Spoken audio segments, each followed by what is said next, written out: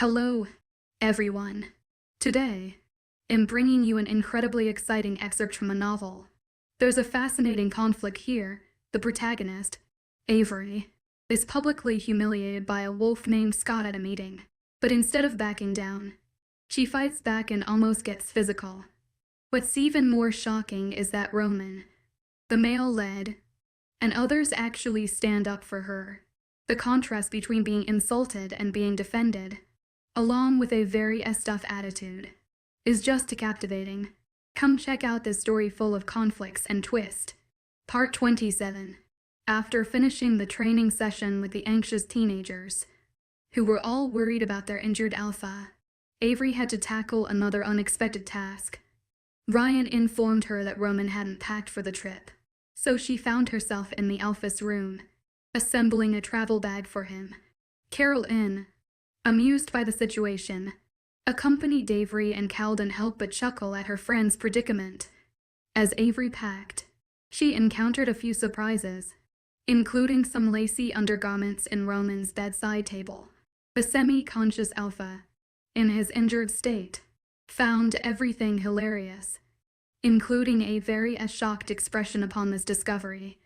His carefree laughter only added to the surreal nature of the situation. Now, slumped in the back seat of the 7-seater SUV, Avery's exhaustion is palpable.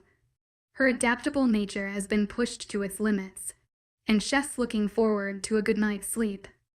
Still in his semi-conscious state, mumbles incoherently, "Silly donkey," as the car goes over a speed bump, causing his head to loll to the side. Avery and the guards exchange bewildered glances, all of them questioning the strange turn of events. "What the fuck?" Avery murmurs, before returning her attention to her phone. Her brother, ever the enthusiastic gossip, is filling her in on the latest pack news. As she reads through the messages, Avery's eyes widen. "Holy shit," she exclaims, turning to one of the guards. Her communicative nature takes over as she shares the juicy details. "Okay, so apparently the Split Sunrise transfer is pregnant with the Warrior's baby, even though they're not mates," she whispers conspiratorially. The guard raises his eyebrows in surprise, mirroring Avery's reaction. She continues, I know. That's what I thought. Apparently, we're getting a new Gamma, too, so there's a spoiler for later." The guard shakes his head, commenting on the challenges the future mate might face. Avery, showcasing her caring personality, responds philosophically, "We can't help our past." She settles back into her seat, fingers flying over her phone screen as she continues her rapid-fire conversation with her brother, curious about their method of communication. The guard asks why they don't use Mind Link. Avery explains with a smile, "It's quicker like this. We both have very enthusiastic wolves, and it usually ends up that they talk over us and we can't communicate." Grateful for the conversation, Avery realizes that having someone to talk to during the long journey ahead is a blessing. Her tendency to tire easily makes the prospect of 12 hours of silence daunting. Deciding that a quick nap might help rejuvenate her, Avery pops in her earphones and turns on some upbeat pop music to block out the ambient noise. As she drifts off, her wolf, Sonia, takes the opportunity to chat excitedly with her brother's wolf, sharing all the juicy details about Roman that Avery wouldn't dare divulge herself. They kiss, constantly, with no regard for me at all, Sonia complains, and York's wolf laughs in amusement. Tired of not being the priority, Ezra asks, and Sonia sends a growl through their link. "I'm shocked he hasn't thrown her down on a bed or something. But they have this weird no-room rule." Sonia rolls her eyes mentally, and she can feel Ezra cringe. "Brother here, I don't want every single detail there is," he whines, cutting off their link as quickly as possible. A little while later, Avery is woken up by her friendly guard, who ushers her into the airplane waiting for them on the tarmac. She flings herself into a seat, half asleep and slightly disgruntled at her sudden awakening. What makes her awakening worth it, though, is the image of Roman being carried by 3 guards. who look like they're struggling to lift him. He is dumped unceremoniously into a seat after Avery takes a picture of the scene, snickering to herself in the corner of the aeroplane. He briefly wakefully wakes up, before his eyes flutter closed. The guards get in after the luggage handlers load the cases onto the plane, and Avery watches everything go by with half-closed eyes. The plane lands with a lot of sudden force, and everybody on it is awake suddenly, looking extremely startled and slightly scared. "What the fuck?" Roman mutters. "If this guy is the best. I hate to be flown by the worst." Avery lets out a weak laugh at that, her hand over her racing heart as she sits forward a little bit to breathe easier.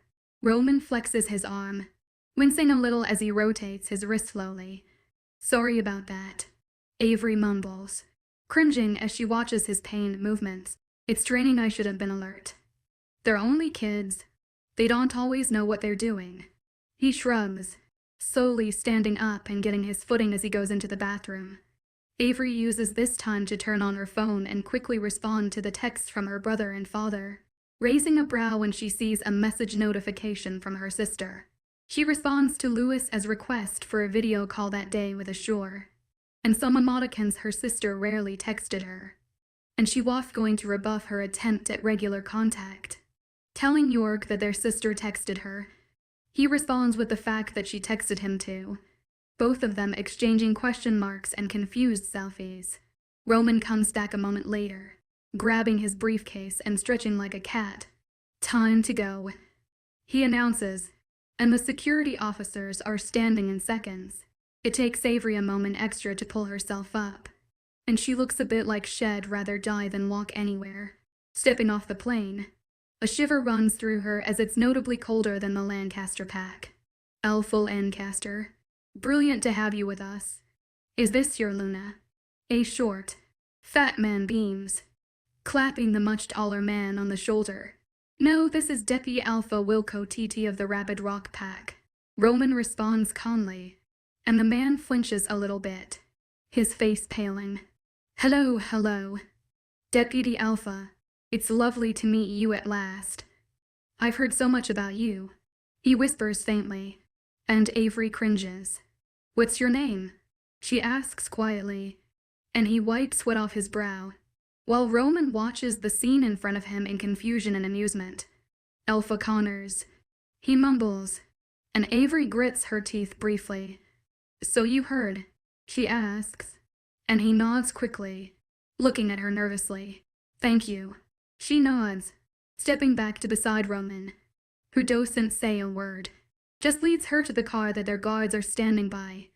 "Shit," Sonia howls. "Who else coming today knows?"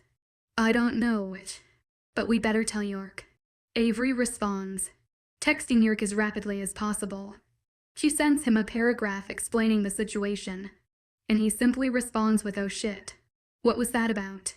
Roman asks casually, and Avery glances at him, distracted by replying to her brother.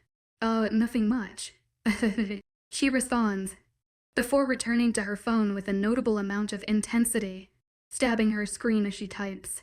"It didn't look like nothing much. It looked like that man was about to crap himself right there and then when he found out who you were. Tell me, or I'll ask around," he warns, and Avery sends him a glare. "Just because we kiss sometimes doesn't give you an automatic right to know everything about my life. You can ask anybody you want, but nobody is going to tell you," she responds through gritted teeth, keeping a hold of her temper as her eyes flash. Roman goes silent after that, and Avery almost regrets snapping at him, as the half-hour drive is undertaken in total silence. Part 28. The Connors pack is a very traditional one. Few, if any, women hold important roles in this area, and that enrages Avery. She has refused to speak with Alpha Connors, the new or old one, in the past based on her values, and nobody argued with her over it. She never had a face to put to the former Alpha of this pack before, so at least something came out of that awkward encounter. They arrive at the pack house, where rooms had been prepared for them to stay in. As soon as the door swings open, they are shown a woman who has her head down, staring at the ground as she greets them. Even Roman looks horrified, as he stares at the former Alpha Connors. The same woman, in a long, conservative black dress, leads them up the stairs in utter silence, not even checking their names. Unfortunately, due to rumors that the Alpha Lancaster was coming with his mate, a single room was arranged for the two of you to share. The woman murmurs, "It will take us a while to organize a separate one, so we would appreciate your patience." Avery raises a brow and shakes her head, laying her hand gently on the woman's shoulder. "Take your time. It's okay," she whispers to the lady, squeezing her shoulder gently as she breezes into the room with two of her bags. Roman follows her in and closes the door behind him with a smirk as he approaches her. He gets within 3 feet of her before she hears him, and she swings around and hits him in the throat. He coughs and rubs his neck with an anguished look on his face, his eyes wide and watery. "What is your interest in hurting me?" he gasps, shaking his head at her. "I didn't know it was you. Besides, you have a conference to prepare for." She shrugs, digging through her bag to retrieve a long white dress and a sun hat with a wide brim. She walks over to the adjoining bathroom after secretly pulling out some underwear, catching a glimpse of Roman when he pulls off his shirt. His back to her, she looks at his tattoos for a minute, fascinated by the major one on his back that looks a bit like angel wings. Avery quickly closes the door when she realizes she's gawking, and then stares at herself in the mirror, letting out a growl of frustration before she strips out of her comfy clothes and quickly jumps into her dress, struggling to do up the zip at the back. She sighs and gives an after a minute and goes to the door, knocking before she emerges in case Roman is new. "Not that she'd complain if you were. I need help doing up my dress," she grumbles. "Please." Roman strolls over. His slacks hung low on his hips and his hair messy. He looks absolutely edible to her. He silently glides the zip up her back, running his fingers along her spine as he does.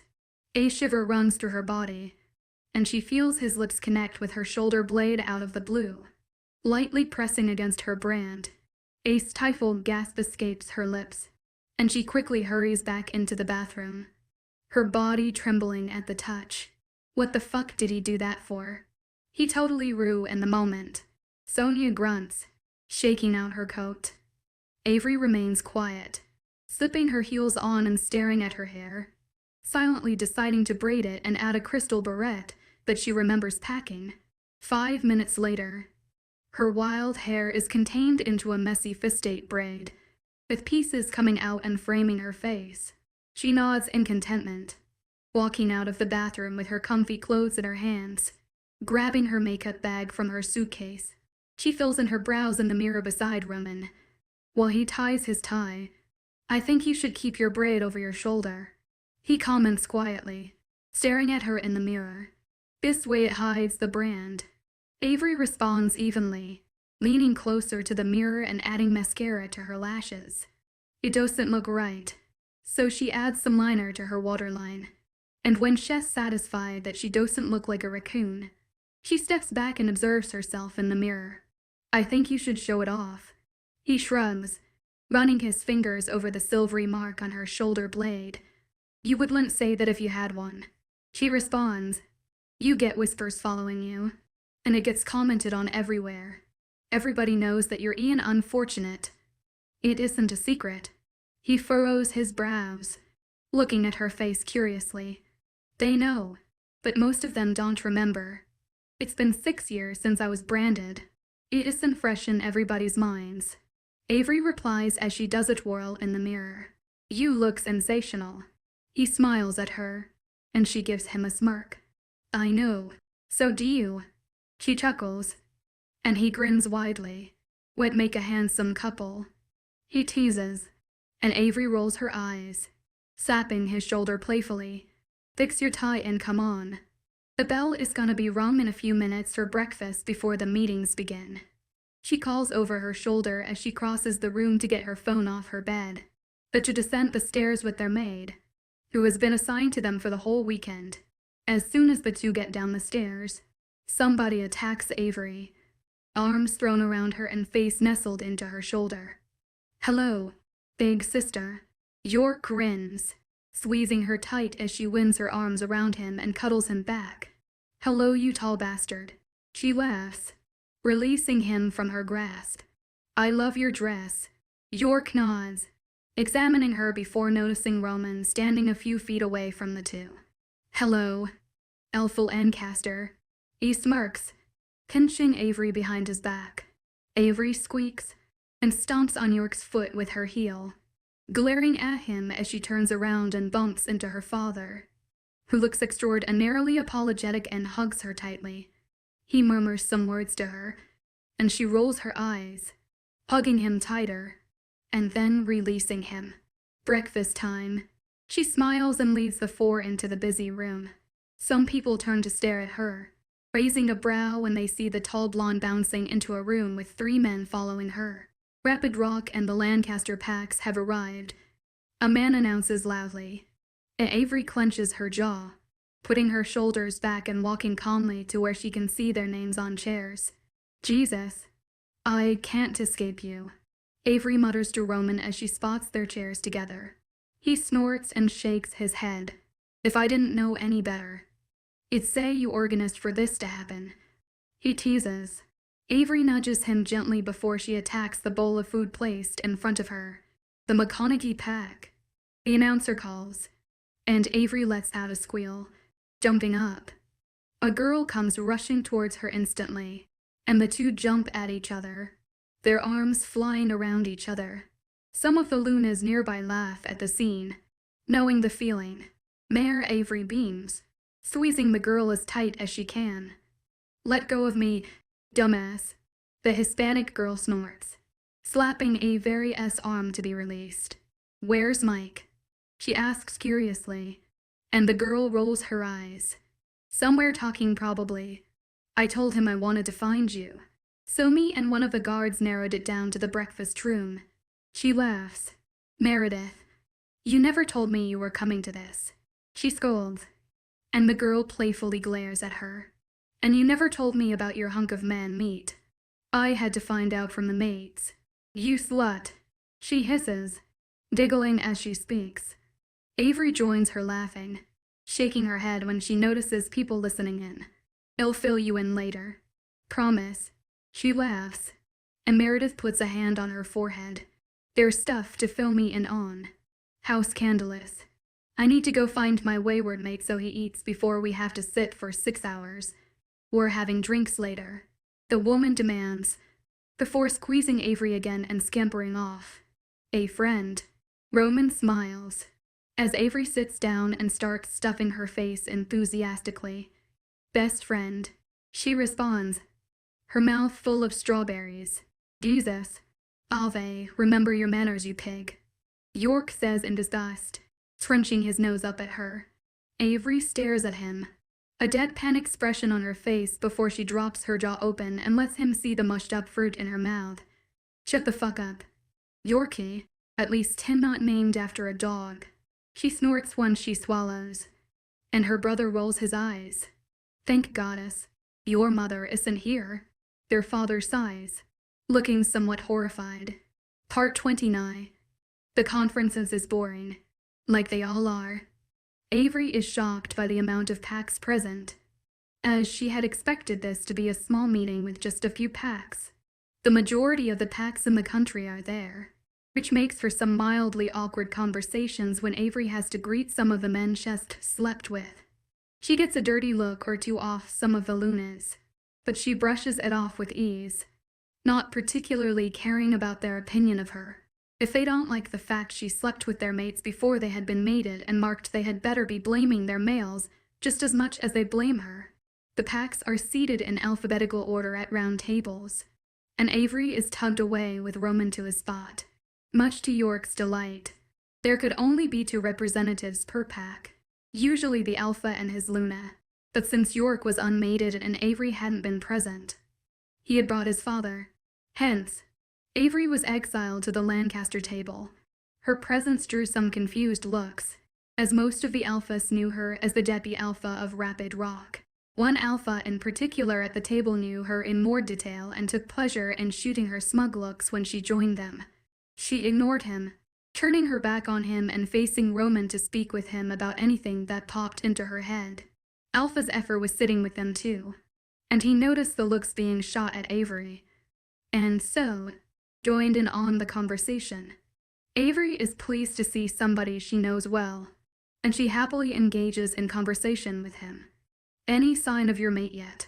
she asks eagerly, and a massive smile descends onto his face. She releases a squeal at the sight of it, grabbing his hand and squeezing it in excitement and delight for him. "How did you find her?" Avery exclaims, sitting forward in her seat.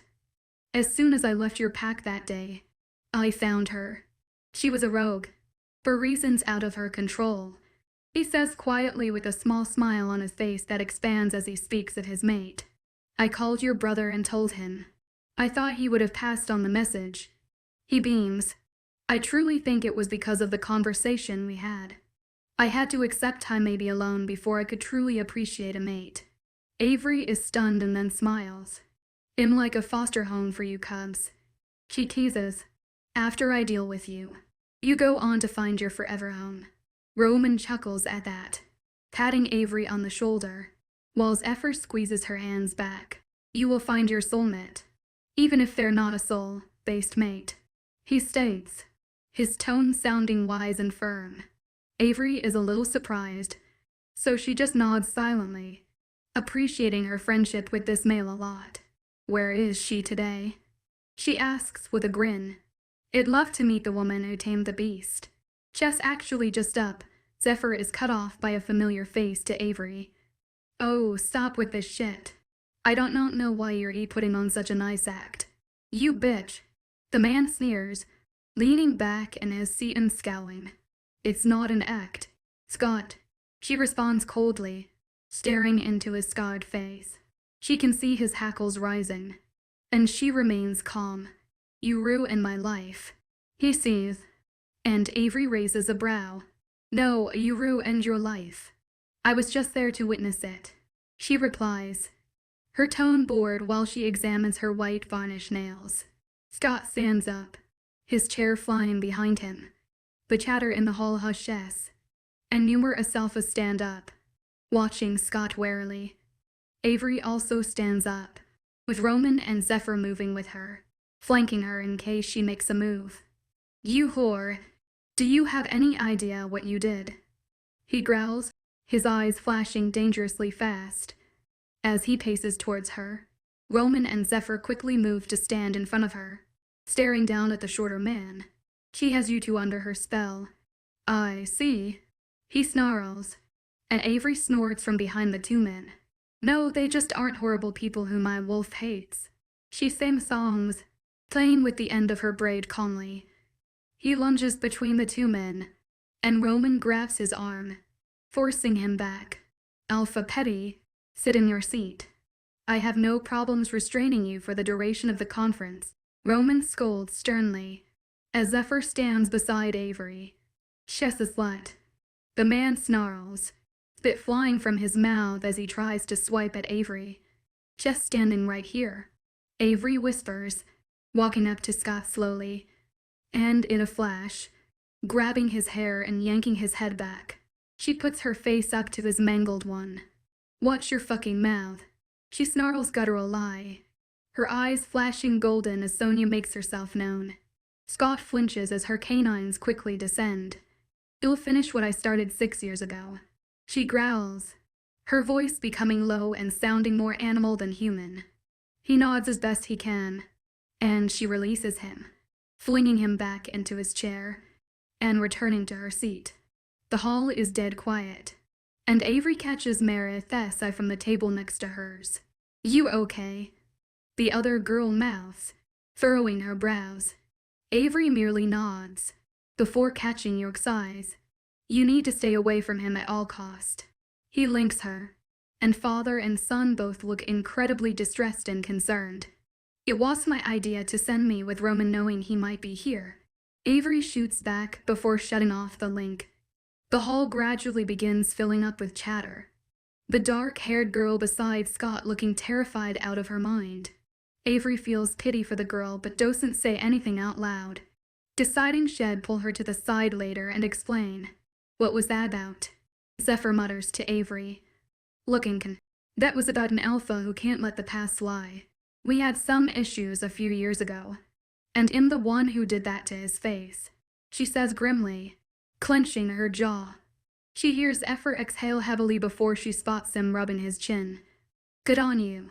He's a jackass. He mumbles back, nodding to her. Thank you for standing for me. I really do appreciate it, she adds quietly, and he gives her a weak smile.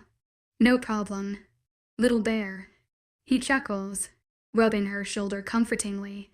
Roman clears his throat softly. Are you okay? He asks quietly, looking closely at Avery. Yes, God. I'm fine. She sighs, rolling her eyes. He said some mean things, Roman says hesitantly, and Avery stares at him. Mean things? Jesus? Do you know many girls? Or have any female friends? That was nothing. She smirks, shaking her head. It was like being insulted by a 12-year-old. The man can clearly hear her, and he tenses up before the girl beside him puts her hand on his arm, whispering rapidly and looking terrified of what could happen. Avery watches the scene in amusement, surprised by the type of mate the man ended up with. He always went for the loud, mouthy females when they were younger, so to see him with a practical mouse is odd for her. Roman rubs his neck awkwardly, before sighing. Ave, if he presses charges, they'll have to write you up. Roman mumbles, not looking at her.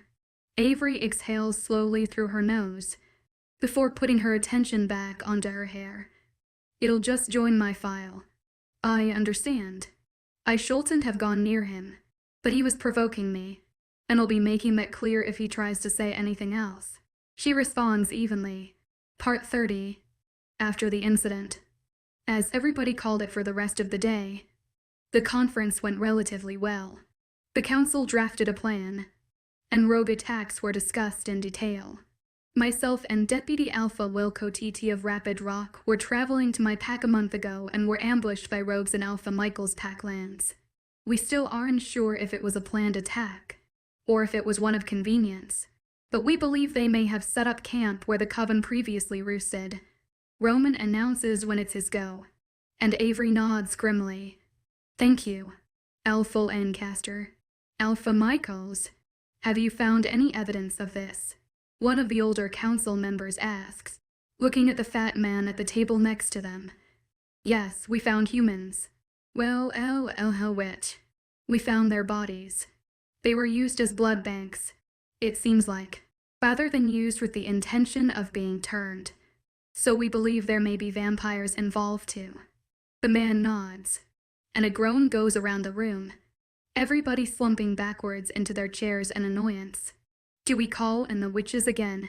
One man asks exasperated lie, running his hands through his hair. We don't need to rush to judgment. We need to investigate each pack first because the vampires that were in that coven could have been part of the peace treaties. We can't kill them. York sharply responds, his brows furrowed in annoyance. Exactly what Wilco said. We need to check each pack and then report back. If everyone could link their betas and tell them to start this as soon as possible, it would be appreciated. The original council member sighs. Around 6, the bell rings. Everybody stares at the council and wait for dismissal. Okay, we're done for the day. Tomorrow, we discuss peace treaties and alliances, as well as any issues packs are having with each other. Please bring an itemized list of what you want to discuss, as we don't have time for forgetfunsels. The elder booms. And with that, everybody begins leaving the room. Meredith grabs Avery's hand when she gets close enough, and gapes at her. Sorry, you were attacked by rogues, she gasps, and Avery rolls her eyes. Mare, I don't tell you when I get attacked so that you stays intact. Remember, I'm not a Luna. She laughs, shaking her head. Not yet. Anyway, the other girl taunts, thumping her friend's hip with her own. Okay, be in my room at 8. We're having a wine night. Meredith McConaughey smirks, before vanishing to find her maid again. Jesus save us, Avery mumbles, rubbing her temples, already being able to feel the hangover she'll have tomorrow. Roman appears and guides Avery to where their maid is standing, looking visibly distressed. I'm very, very sorry, but we have been unable to secure a second room for you, she whimpers, and Avery shakes her head. Don't worry about it. We'll sort it out. Avery smiles softly, and the woman is shaking as she leads them to the dining hall. Avery exchanges a concerned look with Roman, who is uncharacteristically quiet. Why did Luna McConaughey say you weren't a Luna just yet? He asks curiously, and Avery rolls her eyes. She heard there's an alpha who's an unfortunate too, and Shess convinced we're going to get together. Avery snorts, flicking her braid over her shoulder as they take their seats. Would that be so ridiculous? Roman inquires, furrowing his brows. No, I just highly doubt that there's an unfortunate alpha. There was shock and outrage when I was branded, so I don't know how the news of an alpha being branded would have been kept quiet. She shrugs, taking a sip of the wine in front of her. Goddess help her liver after her night drinking tonight. The dinner passes without incident, and before Avery knows it, Shess donning a pair of pajamas and wandering over to Meredith's room. She arrives in time to see Meredith shooing Mark out of the room, and when Meredith lays eyes on her, she pulls her into the room excitedly. Okay, we're watching Grease, Dirty Dancing, and something else, but I haven't decided what else, so we're gonna start with those two and work our way from there. She grins, grabbing the television remote and flinging herself onto the bed. Avery places herself down, and as soon as she does, Meredith smirks, leans closer to her, and whispers, Mike and I just screwed here. Avery groans and jumps up, dumping herself onto a chair beside the bed. You are horrible, she mutters, shaking her head. Speaking of horrible, tell me all of the sordid, vile details. Meredith smirks, crawling closer to her friend and putting her face in her hands excitedly. Get lost. Avery laughs, shooing her friend away and pushing her chair further away from Meredith in the bed. No, you can't do this to me. The woman whines. I've heard so much about Alpha Lancaster. You need to tell me all of the details this instant. We just kiss. That's it. Avery sighs in defeat, shaking her head at the woman in front of her who looks significantly let down by this detail. Are you serious? No touching. Meredith gasps, getting closer to her friend and grabbing her hand. Oh honey, I'm so sorry, she says, her face scrunched up with sympathy and pity for her. What? I don't want to jump on somebody with a dead mate. Avery scoffs, and Meredith pulls back in confusion. Dead mate, Meredith repeats, her voice baffled. That's what I said, she exclaims, hitting the bed with her hands. Jesus, I'm too sober for this conversation. Meredith mutters, pouring the first glass of wine. What do you mean, dead mate? Meredith sighs, knocking back half a glass and then staring at Avery intently. Apparently, his mate Max is dead. Female mate. I checked, but I can't find any reports about it. And we definitely would have heard. Avery complains, throwing herself onto the bed beside Meredith with her own glass of wine, sipping it elegantly as she goes. I've never actually heard about him having a mate. Come to think of it. Meredith mutters, scrunching her brows and sipping her wine in deep thought. I know. Exactly. York has no idea why I'm so curious, even though he knows we've kissed. I knew you'd understand. Avery nods firmly, clinking their glasses together and cheers. Yeah, I don't know why you're so hung up on the dead mate thing. Though which though? She shrugs, clicking on the television remote as she says it. I feel like I'm intruding on somebody else's property, Avery confesses, looking nervous as she sits up to face her friend. Why if Shess dead? Shess dead. You deserve happiness. And what if HES your happiness? You'd be letting it go before you had a chance to have it. Meredith exclaims, leaning closer to her friend and drawing her half-hug.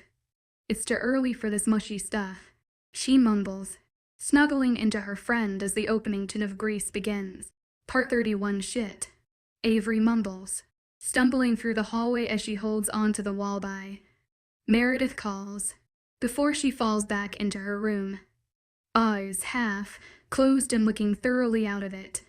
Avery closes her eyes for a minute and leans against the wall, blinking hard when she starts walking again. Almost there, she nods and wanders down the hall to where she thinks her room might be. "I'm not so sure about that." Sonia butts in, taking the reins a little, and beginning to steer her in the opposite direction of where she was going. "Thank you." Avery giggles out loud, drawing a weird look from a couple who are strolling down the hall. A door opens near her, and spots Roman his glasses Ave. He groans, taking in her very drunk figure. She beams, stumbling over to him and cuddling him tightly. "Hello there." He chuckles, rubbing her back ruefully. "I could have come and gotten you from her room. You didn't have to wander around trying to find it yourself," he adds, walking her into the room slowly, and watching as she flings herself onto the bed. "She's really nice sometimes," Sonia says dreamily, the alcohol also affecting her slightly. "Only sometimes," Avery mumbles back, and Roman stares at her in confusion, shaking his head at her while he tries not to laugh.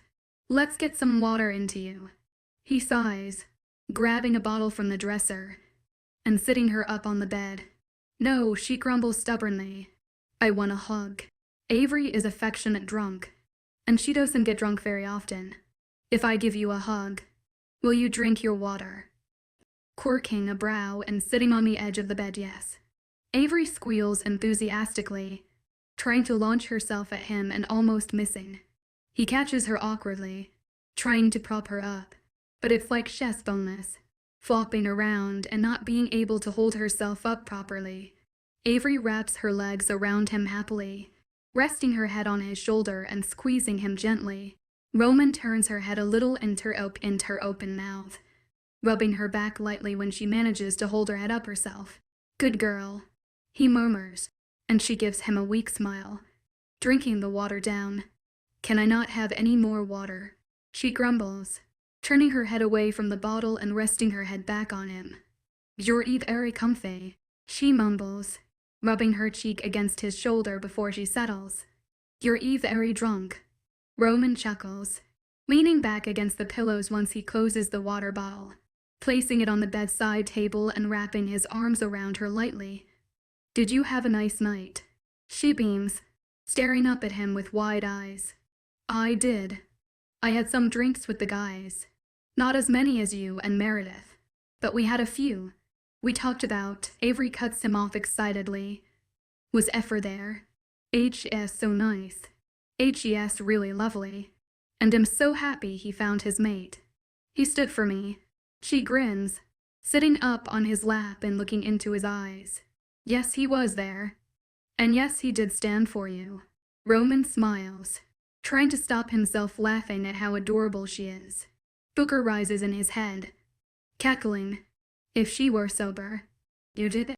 He smirks, and Roman rolls his eyes outwardly. "Well, settle for just holding her tonight." Roman responds, holding her closer to him and rubbing her back.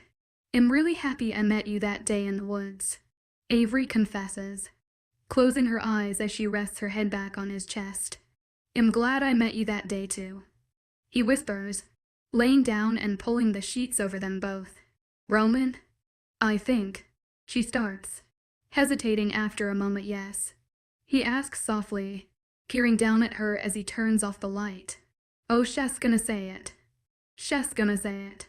Booker grins, and Roman rolls his eyes again, a frequent occurrence when dealing with his wolf.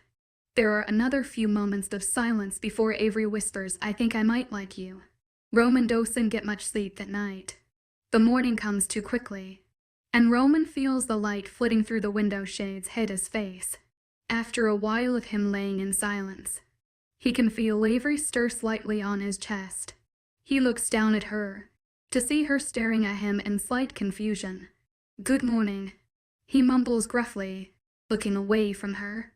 "Good morning," she responds quietly, putting her head back on his bare chest and avoiding his eyes. "How's your head?" he asks, brushing a strand of her hair out of his face.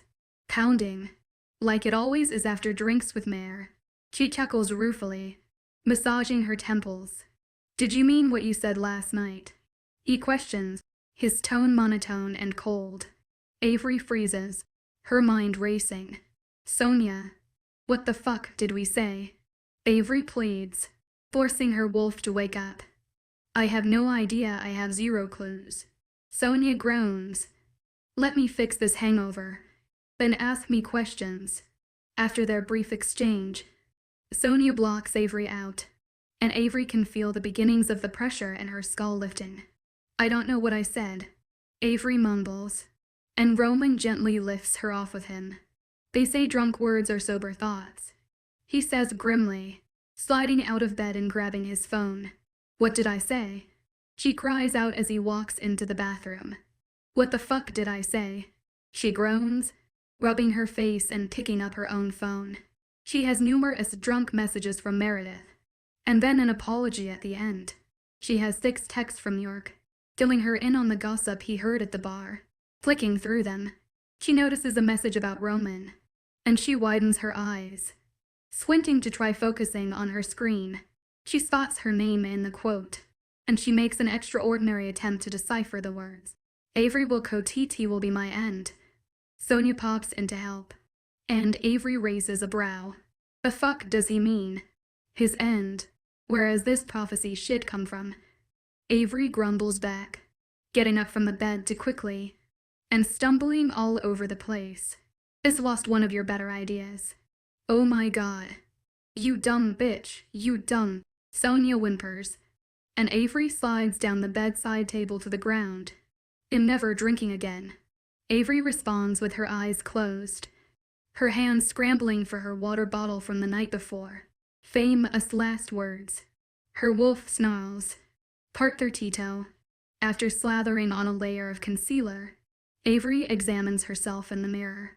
"That's as good as it'll get," she mutters, and glances at her phone, noticing a text from York. "Ugh," she mutters, glancing at the bathroom door, and rolling her eyes before she hops into a sky blue silk-slipped dress, leaving her hair down in its waves from the day before. She adds a small pair of stud earrings into her lobes, and rings in her second and third piercings, popping her heels on. She grabs her purse, loading it with anything she could need for the day. Sonia growls as she comes back to life, the pain in Avery's head gone. "Thank you," Avery chirps, grabbing a dark gray blazer to throw over her dress if she gets chilly. "I hope you fall down a flight of stairs. Actually, I hope you don't, because I'll have to fix that too," Sonia grumbles, going back to ignoring Avery. "Roman, I'm going down for breakfast," Avery shouts, before she stomps out of the room, keeping her ears sharp for any noise from the bathroom. There's no response, and Avery slams the door irritably. The maid is standing outside waiting, and when she sees only Avery emerge, her eyes widen. "Where is the alpha?" the woman asks frantically, and Avery raises a brow. "Hes taking a shower. You can wait for him," she smiles, nodding to her. "I know my way down, and I have plans to meet people." The maid looks stern and bites down on her lips roughly. "I can't leave either of you unattended," she cries out, and Avery furrows her brows. "No, it's okay. Don't worry. I'll absolutely take any blame at all. I'm really hungry." "And he isn't yet," Avery firmly states, squeezing the lady's hand before walking down the stairs. She feels terrible that the maid can't follow the instructions she was given, but she doesn't want to wait for Roman. Something she said obviously bothered him, so she wants to give him time to figure out what he wants to say. Avery carefully descends the last few stairs, her heels making it a little hard with her lack of balance, releasing a sigh when she reaches the ground. She elopes into the dining area, her eyes roving around the room. Before landing on her brother, she strolls over to him, wrapping her arms around his shoulders and squeezing tightly. "Hey, Ave." York grins, patting her hands. "Did you get my text?" "I did, and I don't understand it, so I would appreciate some context." Avery grumbles, and a throat clears. "Zephyr," Avery exclaims, quickly embracing him before her eyes land on the girl standing beside him. She's average height, with tan skin and electric blue hair. "Is this her?" Avery grins, and Zephyr nods with a wide smile. Before Zephyr can say anything, the girl pushes in front of him. "Lilith." She smirks, putting her hand out. Avery yanks her into a hug immediately, a beaming smile on her face. "It's so good to meet you." Avery gushes, and the woman is as still as a rock, not making any effort to reciprocate the hug until the last moment when she lightly and awkwardly pats Avery on the back. "Yeah, you too," Lilith mumbles, looking surprised, just caught off guard by the affection and surprise her arrival caused, and she takes in the tall blonde in front of her, who looks like a child on Christmas. "Your name is so evil." "I love it." She grins, sitting down in the chair beside her brother and father.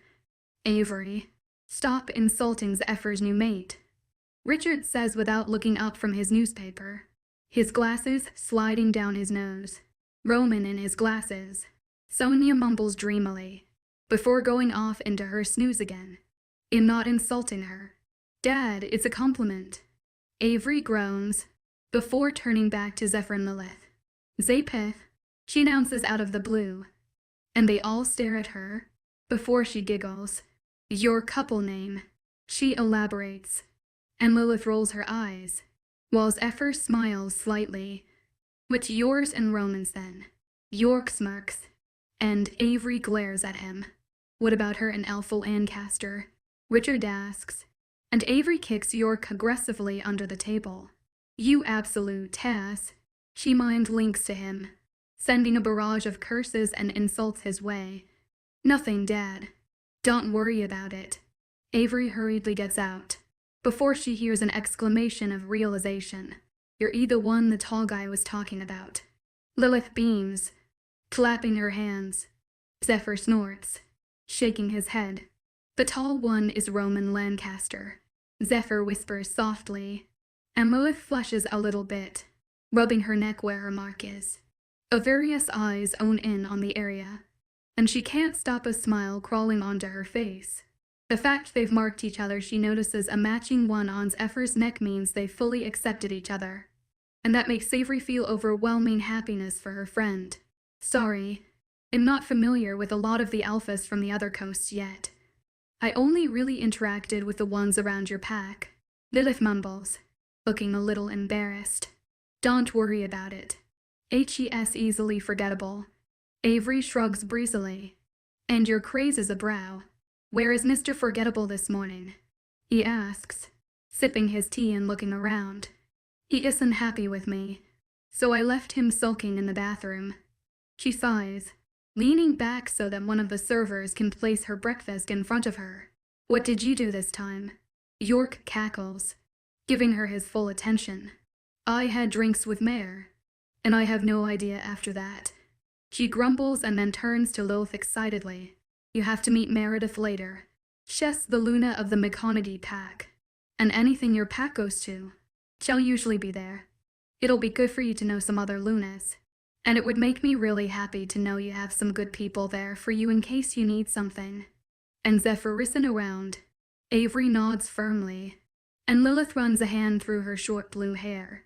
"That would be really nice. I'd appreciate it." The woman nods hesitantly, and Zephyr smiles at his mate, kissing her on the forehead and stroking her cheek gently. Part 33. Avery is half asleep, but in her defense, so is Lilith. The two women are leaning against each other, their heads resting on one another. "Have you ever seen your one so peaceful?" Roman asks in amusement, shaking his head at Avery as he pulls out his laptop and gets ready for the second half of the conference to begin. "She's gorgeous." Zephyr sighs dreamily, holding Lilith's hand loosely. "Are you happy?" Roman quietly questions, his eyes not leaving Avery's face. "Happier than I've ever been in my life," Zephyr whispers, leaning in and kissing Lilith. Lilith jolts awake and slaps Zephyr across the face. Her jolting awake makes Avery bolt up, and now both women are alert and looking very pissed off. "What the hell?" Avery groans, sitting back down and rubbing her face. She remembers she has makeup on, and then whips her hands away from her face, cursing everyone and everything she's ever known. "Why did you do that?" Lilith whines, looking miserable. "He was trying to be cute," Roman weakly defends, and both women turn to stare at him. "Next time, tell him to remember HES made it to a rogue who sleeps in defensive mode." Lilith growls, and Avery nods irritably. A scornful laugh goes across the table, and they all turn to look at the man who released the sudden noise. "What's wrong with him?" Avery mutters, rolling her eyes. "Watch out, Alpha Addison. Your Luna might be the next to get burnt by that witch." Scott snarls, and Avery raises an eyebrow slowly. "Scott, I mean this in the most sincere manner possible. I hope you choke on your own tongue." Avery responds sweetly, batting her lashes at the disfigured man across from her. "You can't stand not being the top dog. Well, Kotiti, and you don't care who you trample on to get to it." He growls, and she laughs scoldly. "See, the difference is, I don't care about you. And I never have. So you can back the fuck up right now and take that back." She replies sharply, and Roman sits her back down. She didn't even realize she had stood back up. "I realized. You're not the one still in pain from that hangover you caused us." Sonia mumbles, "You too. I will be forced to sanction both of you if you don't stop your squabbling." Roman sighs, feeling like HES talking to toddler children, and not to fully grown, alpha, strength wolves. "Oh, will he punish us?"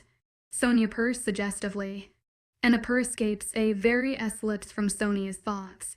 Avery claps a hand over her mouth and grimaces while she pulls her laptop out of Roman's bag one-handed.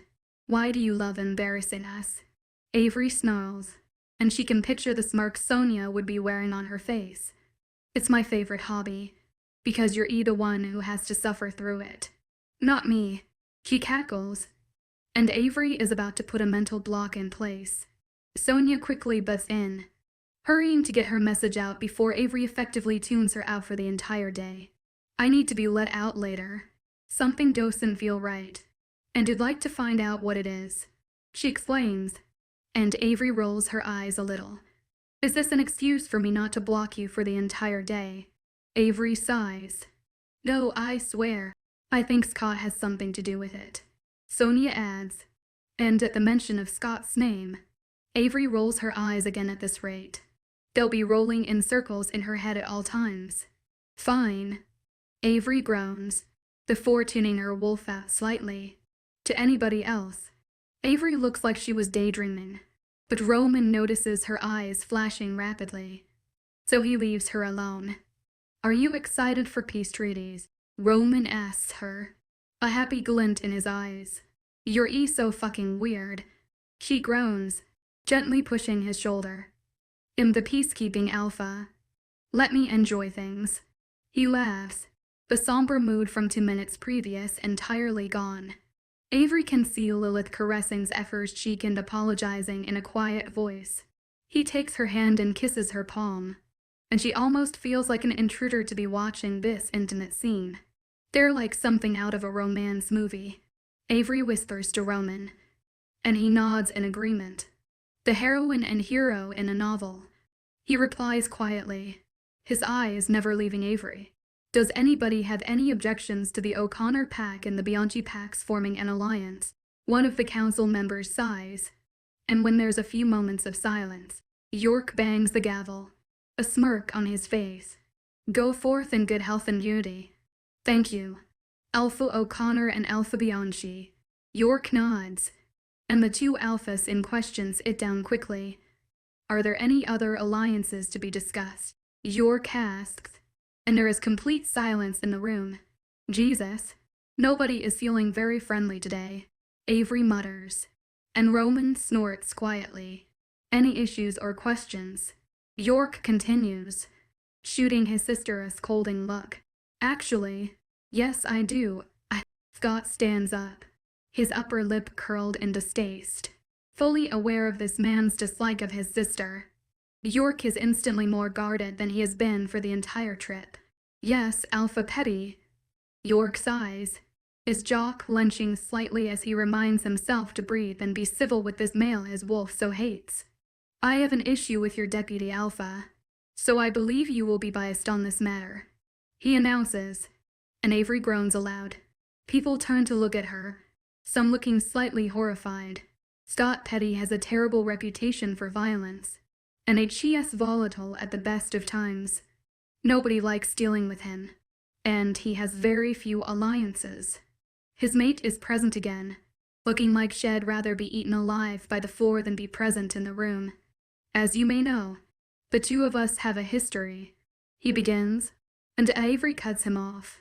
Yes, history. Ancient history. 6-year-old history, which was resolved 6 entire years ago, Avery emphasizes, flinging her arms into the air.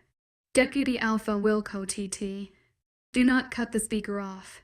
If you wish to talk, you will stand and wait your turn, the older council member reprimands, shaking his head. Avery grits her teeth but turns to look at Scott. I will attack him at any time you want me to. You say the word, and you'll end his pitiful existence. Sonia growls, and Avery can feel her claws coming out, and her canines descending. Your eyes are flashing, Lilith mutters to her, and Avery closes her eyes quickly, taking a moment to breathe. Any sudden shift or interruption could look like an admission of guilt. She did this to my face, Scott announces, and Avery jolts out of her chair, her eyes freely flashing now. Permission to speak. Avery snarls.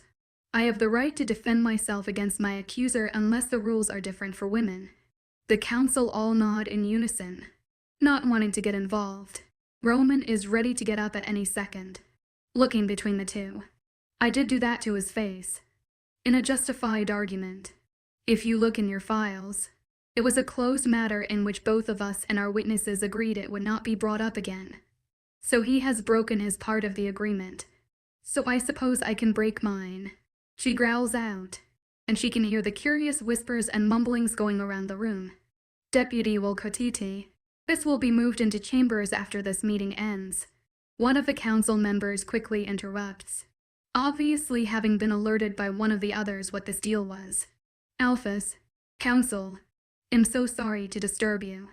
A boy cries out as he bursts into the room, sweat running down his forehead.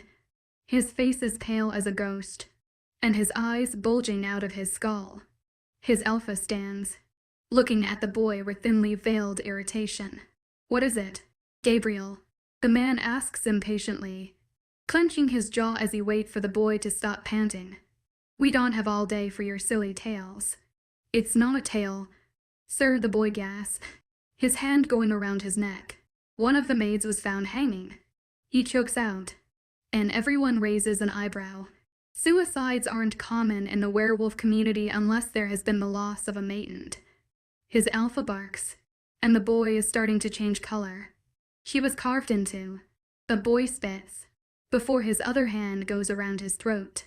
Avery can see his claws extending from his fingers, and she leaps up, running over to the boy. Somebody get a doctor. She screams, tackling the boy to the ground much to her brother's utter horror and digging her own nails into his hands, clawing his arms. With her rapid scratching, blood begins to ooze out of the boy, but it's silvery, and everybody surrounding them gasps. Slowly, the blood begins to turn red, the flow constant until Avery presses her hands over the wounds once she removes his hands from his neck. She looks up to see Lilith beside her, the blue-headed woman turning the boy's head to the side and checking his neck. What the fuck was that? Lilith mutters lowly, and Avery has an unusually grave look on her face. What I tried to warn everybody about 6 years ago. She growls back, her jaw set into a square shape. and her canines extended. Part 34. Avery and Lilith are quickly moved to an office just off the dining hall, council members hurrying them along. Petty is dragged with them, and Zephyr and Roman follow quickly. Being turned away at the door, the three stand awkwardly in the office, Avery's hands covered in blood. She tries not to retch when she notices, and Lilith snatches a bottle of water off the desk, pouring it over her hands to get rid of some of the blood.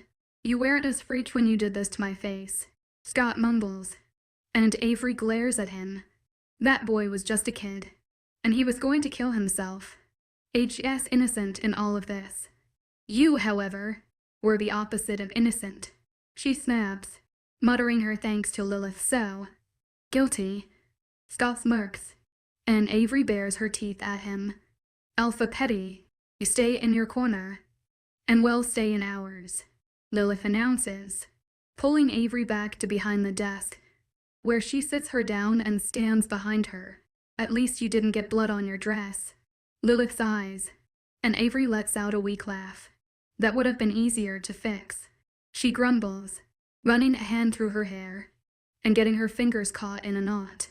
"This day just keeps getting worse," she whispers, and Scott lets out a hoot of laughter. There's a bit of a difference between a young boy trying to commit suicide and you having a knot in your hair. He scoffs, and Avery glares at him again. "I didn't say there wasn't. I just said my day was getting worse. Actually, the longer I'm around you, the shittier things get," she retorts, and Lilith cringes. "That was your best, and I've known you since this morning," the curvy woman mutters, shaking her head. Lilith, really?" Avery mutters, and Lilith chuckles, shaking her head again. "What the fuck was that?" "The council will ask and they'll find out anyway," Lilith grumbles, and the two stay silent.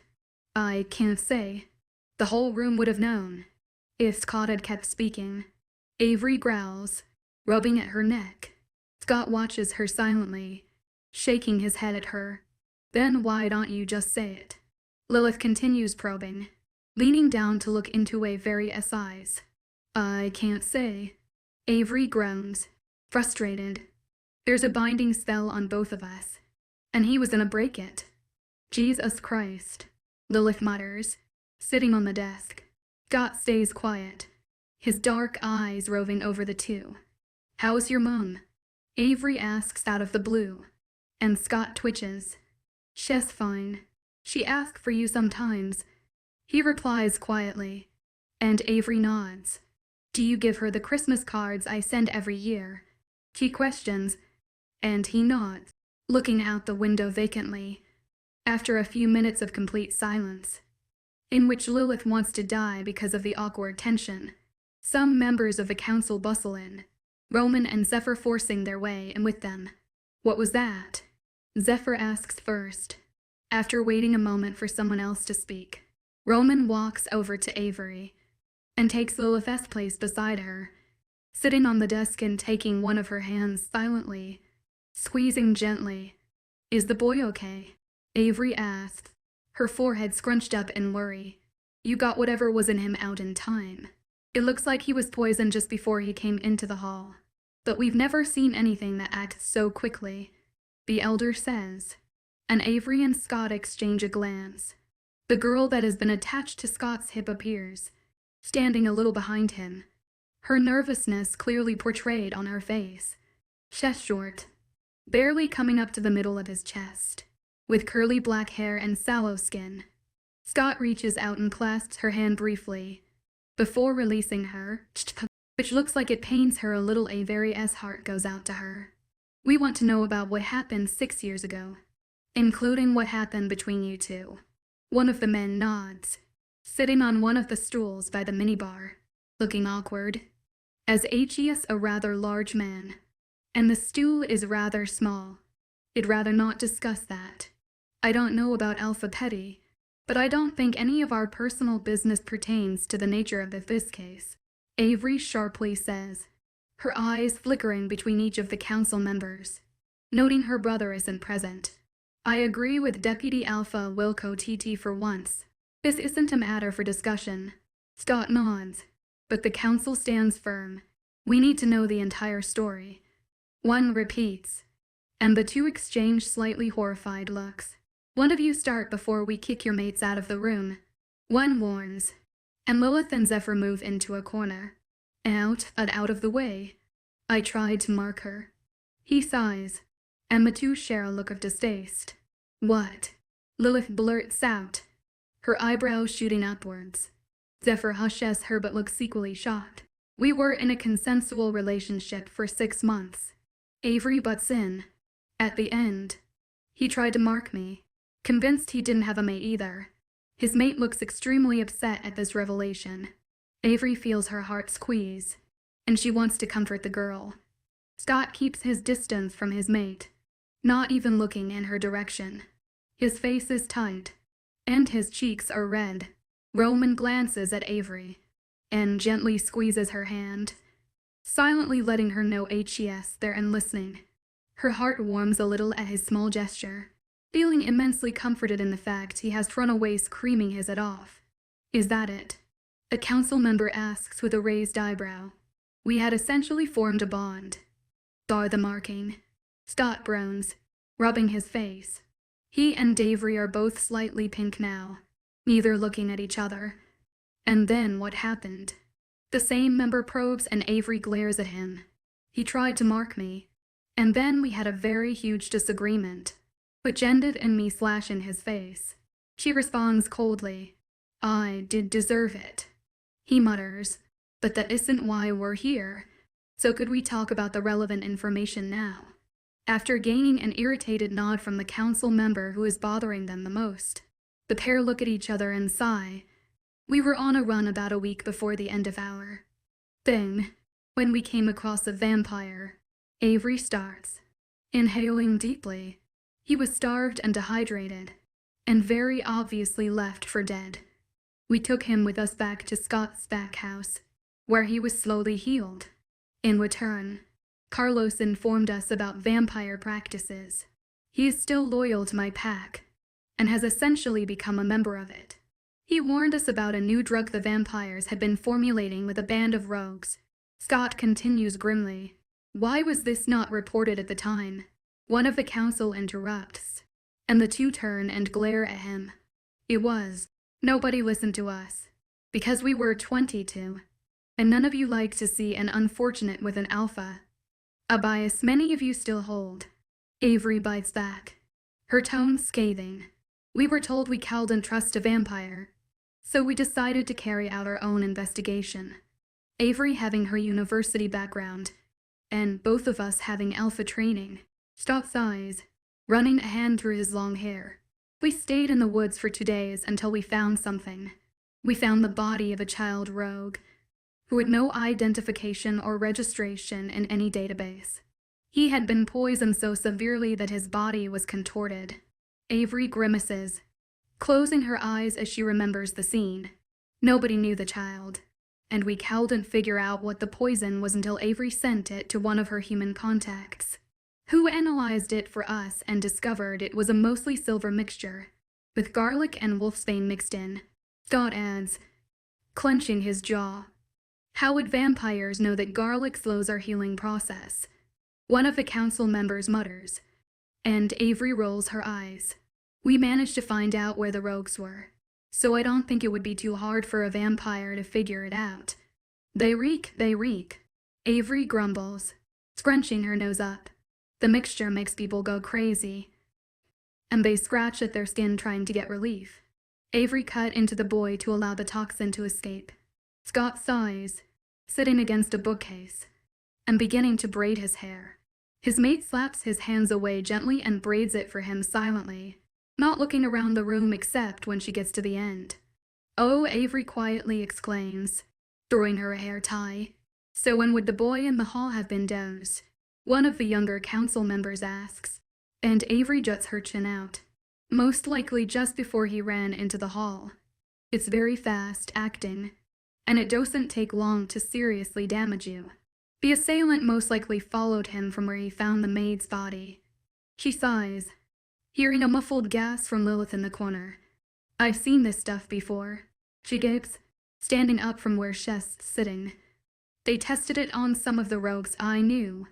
She cringes, shaking her head rapidly to try rid herself of the memory. So you've seen how it works, Avery murmurs, cocking her head to the side. That's why I checked his neck. I was sure it was what I thought. But there was a syringe mark on his neck. Lilith responds quietly, mostly speaking to Avery. Some of the council asks her to repeat what she said, but she remains silent. She doesn't trust them, and she might be right not to. Sonia were to life with this comment, scaring the shit out of Avery, who almost topples out of her chair, but manages to right herself before anyone notices. When we found the encampment, it was too late. The vampires in question had killed 40 rogues, and they didn't see it coming. We guessed that they attacked their partners at night, so the wolves died in their sleep, which is a small mercy, I suppose, Scott states, leaning into his mate slightly. We spent the next 3 days hunting the vampires, and we killed them all, or we thought we did. Avery growls, her eyes flashing. I don't know how one of them would have gotten away. Scott agrees, shaking his head. Whoever tried to kill that boy staged the maid as a distraction. Figure out who did all of that. And you have your lead back to that drug. Avery sighs. And trust us, you want to find that lead in that drug source, Scott warns, and he and Avery nod to each other. The room slowly empties until it's just Avery and Rome and sitting with Cotton, his mate. Silence surrounding them.